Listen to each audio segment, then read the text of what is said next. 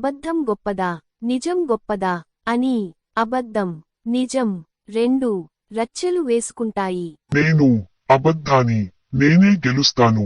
ఈ కాలంలో నిజాలు ఎవరు చెప్పారు? అందుకే అబద్ధం అయినా నేనే గెలుస్తాను. నిన్ను ఇప్పుడు చంపేస్తాను చూడు. నేను నిజాన్ని ఎప్పటికైనా నేనే గెలుస్తాను. నువ్వు నన్ను చంపచ్చు, కానీ నిజం తెలిసాక నేనే గెలుస్తాను. ఎప్పుడు నిజం ముందు అబద్ధం చనిపోతుంది.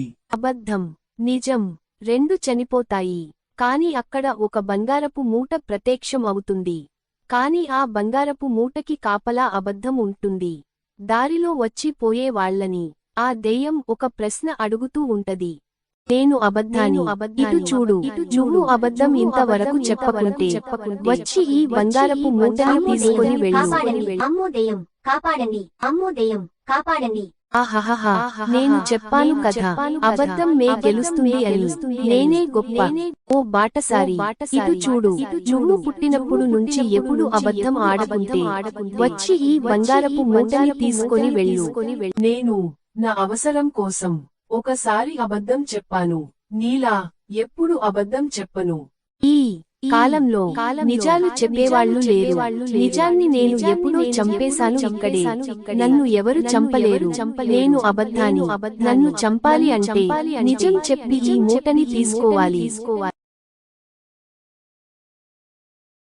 ధర్మయ్య అనే ఒక అతను ఒక పిట్టని ఒక కుక్కని అతనితో పాటు చాలా బాగా చూసుకునివాడు. అతను ఎప్పుడు అబద్ధం చెప్పివాడు కాదు. ఎవరైనా ఎందుకు అబద్ధం చెప్పావు అని అడిగితే నాకు అబద్ధం చెప్పి బాధపడికన్నా నిజం చెప్పి సంతోషంగా ఉండొచ్చు అని చెబుతాడు. కాని ఒక రోజు ధర్మయ్య, నువ్వు ఎప్పుడు నిజం చెబుతూ ఉంటావు కదా.